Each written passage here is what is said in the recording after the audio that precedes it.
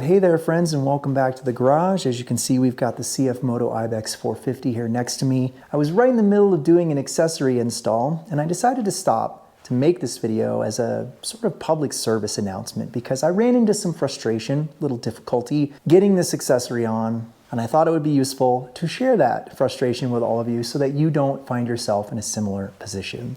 So what am I talking about? Well, I'm talking about grips. So these are the factory OEM grips that came off of the Ibex, and what I've put on are the OEM CFMoto heated grips. This is my first foray into heated grips, so I'm very excited to try them out, and I thought, foolishly, that this would be a 30-minute quick install. Just pop the old ones off, pop the new ones on, plug in some bullet connections, bada bing, bada bang, all set. Well, turns out it's a little more complicated than that. And this is where you will need to make some decisions if you're in my position. So where the frustration comes in has to do with the electrical and the power. The Ibex comes with two pre-configured places where you can plug in OEM accessory components into very nicely pre-configured bullet connections. One of those places is up front under the headlight, right here. And you can actually see those connections right there. I have conveniently plugged in my accessory lights into those connections. And that worked great. Of course, if you watch that video, you know I had some frustration there too because those connections, very hard to get to, very small space. I was working with tiny finger spaces and I got there in the end, but it was frustrating. The only other place where there is pre-configured power, if you want to plug two devices into two separate power connections, is under the seat, and that connection is right here. Now, I don't know if you're going to run into any trouble plugging multiple devices into the same accessory power connection. Probably not, considering that the heated grips I think at most draw 3 amps, and I honestly don't know what the lights draw, but if I could give you a quick answer right now, you don't want to skip to the end, is if you're doing both of these devices, just get a Y-splitter or create some sort of easy pigtail that plugs into these front bullet connections that splits off so you can plug two devices in, because that way you can plug both devices from your handlebars just up front and you're golden. Now, if you're like me and you're like, no, I want to plug each thing into a separate connection, and you decide you want to run power down along your tank behind it, come out here and plug into the power. The problem is that both the accessory lights and the heated grips do not come with wiring long enough to do that. So if you want to plug something in under the seat, you're going to have to extend the wiring, which means you're going to have to get out the wire strippers, you're going to have to buy some little bullet connection components from AutoZone or from wherever, these little guys. You're going to have to do some electrical work. Now that's what I chose to do, perhaps foolishly. As you can see, there's this conduit coming out here, which I've got wire running through, then plugged in. So it's all wired. In the end, we got there, but very frustrating. I cannot stress this enough. Getting this conduit fished through this tight space underneath, wires tied together to kind of fish it through and then hook it back through, and it was just very frustrating. Took way longer than it should have. So again, just plug both things into the front. Probably will save you so much time and headaches. If you do ever want to get the OEM heated seat, I believe that is why there are connections under the seat. It's meant for the heated seat because then it's just right there. You don't have to run any wiring, you just plug it in right under your seat.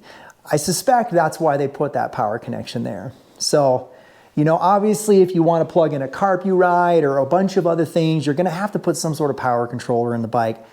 I don't foresee myself adding any more powered accessories. I'm not going to get the heated seat. I'm not going to get any sort of carp you ride. I'm perfectly happy using my spare phone. So as you can see, we got there, we got the wiring, everything's plugged in. I did the cable management up here. Everything seems to be okay and clean. Everything clears when I swing the handlebars. Now, as far as the install up top, there's a few notes that I want to give you as well. As you can see, we've got the left grip on, which has the power button on it. There are videos talking about putting these on, and like people will talk about how because the grip is longer, you can see it's like physically longer because of that control unit there, that the grip simply extends now over the end.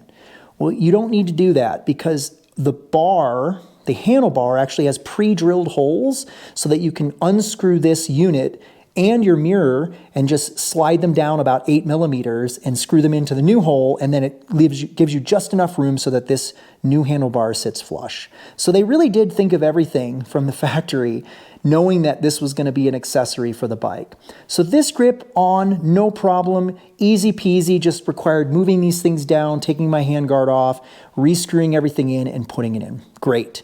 As far as the throttle side though, you know, I would definitely recommend taking a picture once you've got this off so you can see how all the throttle cables kind of come in to make sure that you do it right when you're putting it all back together. It seems intuitive, but it's surprisingly complicated if you're not paying attention. So just make sure you've got it right. I believe I've got it right. The throttle snaps freely. Everything seems good. There's a little bit of play in it when it's straight. The screws underneath to get all these plastics off are very delicate. A couple of the screws are very tiny. Be careful. They're just screwed into plastic. Very easy to strip either the heads or the threads themselves. So just do it once or you're going to end up with really stripped plastic. Over here, you do now have a cable that runs underneath for the power, which will move obviously when you twist the throttle, but you know, make sure you have enough gap, enough free play in that cable so that when you twist it, you're not getting anything bound up. You get enough space on the end here so that it's not going to bind against your handguard. Everything else seems to be okay. The last comment I'll make is because of the power running that conduit, I still had to take all this off. I had to take my crash bar off. I had to take the panel off. I've got a whole workbench over here of parts and tools and screwdrivers. It's just a mess. It's a mess. This job was supposed to be 30 minutes, easy peasy, and it turned into several hours. So I am going to button everything back up now that I think everything's good, put the handguards back on, get the panels and everything back on the side, and then we'll take it out and we'll actually test them to make sure they work.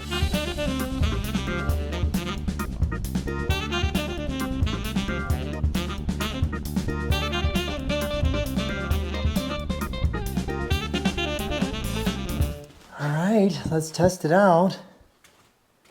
Here we go. All right, we got green, we got blue, and we got red. All right, well, we picked a perfect day to test this out. I've got my summer gloves on, summer coat, but it is chilly out. So I am gonna take a ride down to the airport and back, and we're gonna see if these heated grips make a difference. I'm just gonna crank it up to red. See how they do.